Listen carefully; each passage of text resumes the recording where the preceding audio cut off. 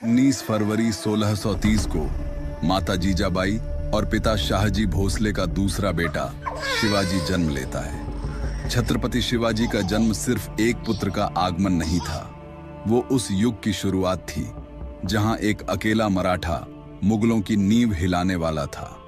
जिस क्षण शिवाजी ने पहली बार आंखें खोली, शिवनेरी दुर्ग किले की पत्थरों से बनी दीवारें मानो सजीव उठी हों।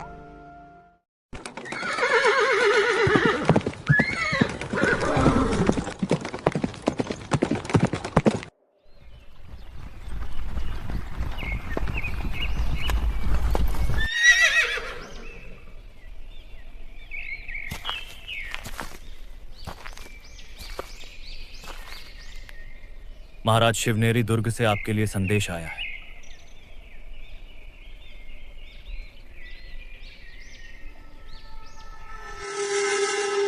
जीजाबाई का अभिवादन स्वीकार करें नाथ।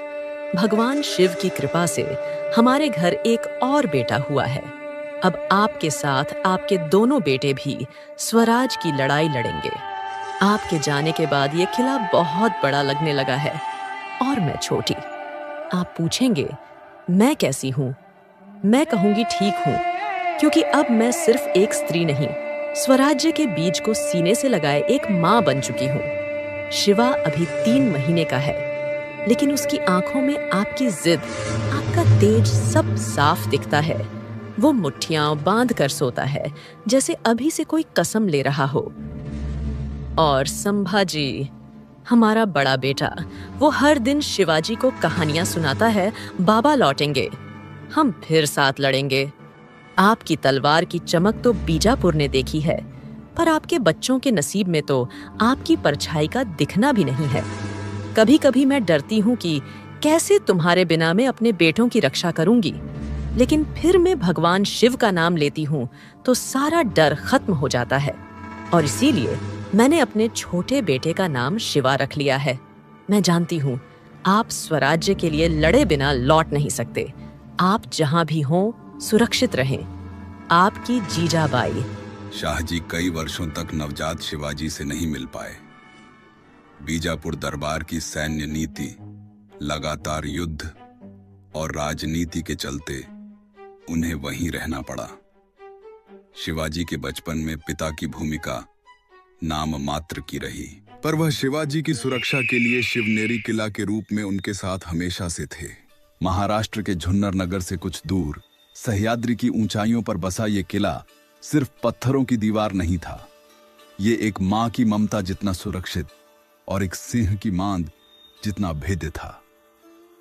शाहजी भोंसले ने जब देखा कि देश मुगलों और आदिल शाही जैसे भेड़ियों से घिरा है, तो उन्होंने निर्णय लिया था कि उनके आने वाले पुत्र की परवरिश एक ऐसी जगह होगी जहां ना तो दुश्मन की नजर पहुंच सके और ना ही डर का साया।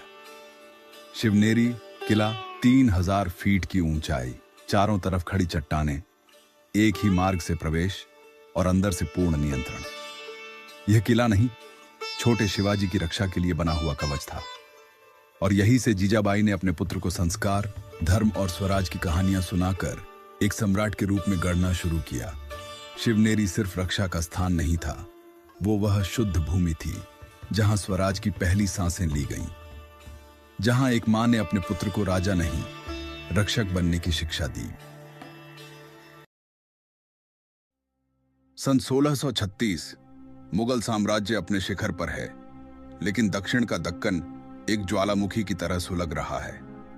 अब बीजापुर और गोलकुंडा की सल्तनतें मुगल सत्ता को चुनौती दे रही हैं। इसीलिए शाहजहां अब अपने तीसरे बेटे औरंगजेब को चुनते हैं। वह केवल 18 साल का, लेकिन उसकी आंखों में एक ऐसी आग है जो उसके इस्लाम की भक्ति और कट्टरता का मिश्रण है। औरंगजेब, दक्कन तुम्हारा इम्तिहान है, इसे अपने काबू में लाओ, अपनी काबिलियत दिखाओ। शाहजहां ने औरंगजेब को चुना क्योंकि वह एक रणनीतिकार था, एक योद्धा जिसके पास प्रशासन में सख्ती और युद्ध में चतुराई थी। लेकिन उनके इस बेटे के दिल में एक और आग जल रही थी, एक कट्टर विश्वास जो हिंदुओं के प्रति पूर्वाग्रह से भरा था। दक्कन, जहां हिंदू और शिया सल्तनतें थीं, औरंगजेब के लिए केवल एक युद्ध क्षेत्र नहीं, बल्कि उसकी विचारधारा का पहला प्रयोग था। दक्कन में औरंगजेब का आगमन एक अंधेरे बादल की तरह था। दौलताबाद का किला उसका गढ़ बना। उसकी काबिलियत थी, लोगों को डराने और नियंत्रित करने की ताकत। लेकिन उसके मन में एक और मकसद था, अपने कट्टर विश्वास को थोपना, जिसने हिंदुओं को उसका दुश्मन बना दिया। मंदिरों की घंटियां, हिंदुओं की भक्ति उसके लिए एक चुनौती थी। वह हिंदुस्तान को उसे अपने विश्वास के रंग में रंगना चाहता था। सुन लो सब, अब से यहाँ का हर कोना मुगल कानून मानेगा, मेरे कानून। जाओ तबाह कर दो इनकी आस्था।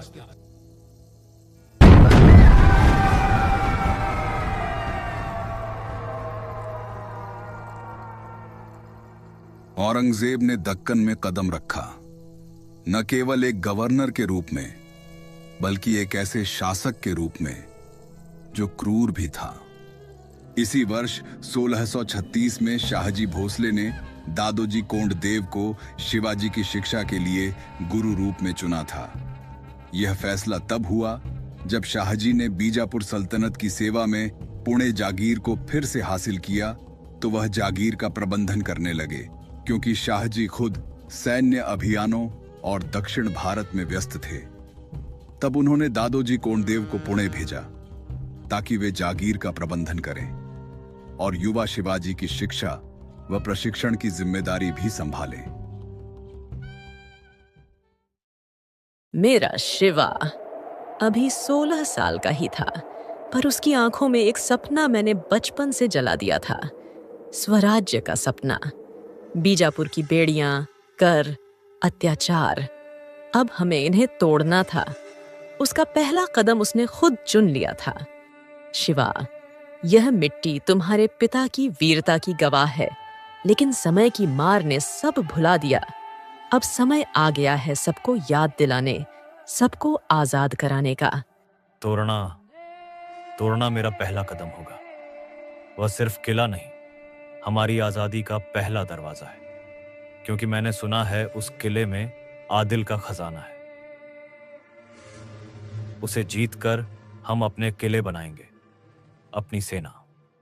पर शिवाजी, किला ऊंचा है, आदिल के पहरेदार सख्त हैं, हम घुसेंगे कैसे? सख्त? तानाजी, वे लालची हैं। अभी सुल्तान बहुत बीमार है, उनके पहरेदारों को सिर्फ सोना दिखता है। उनका एक पहरेदार तैयार है। रात को हम चट्टान चढ़ेंगे, मारेंगे और वह द्वार खोलेगा। तो ठीक है, मैं आज इस पवित्र भूमि पर महादेव की शपथ लेता हूँ, माता जीजाबाई को साक्षी मानकर हिंदवी स्वराज्य की स्थापना ही मेरा संकल्प है। शिवाजी का मन तेज था, जैसे सह्याद्री की हवाएं। उसने मावलों को भाई बनाया, उनकी ताकत को अपनी तलवार। तोरणा की चट्टानें ऊंची थीं, पर उसका हौसला और ऊंचा। उस अंधेरी रात में शिवाजी और मावल चट्टानों पर चढ़ते हैं, रस्सियां के सहारे। नीचे बाजी की टोली आग जलाकर शोर मचाती है, ताकि सिपाहियों का ध्यान भटक सके। ये क्या शोर है? कोई हमला तो नहीं करने वाला? अरे भेड़ बकरी चुराने वाले ये मराठा होंगे। चलो उधर चलो।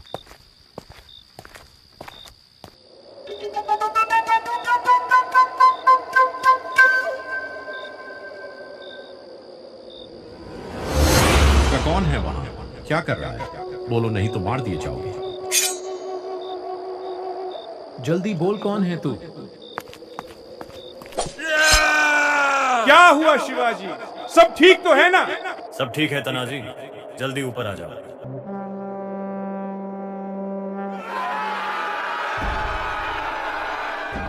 उस रात सारे भूखे शेरों ने अपने शिकारों को दबोच डाला। तोरणा जीत लिया गया। खजाना शिवाजी के हाथों में था, पर उसकी नजरें खजाने से आगे थीं। यह स्वराज्य का पहला कदम था।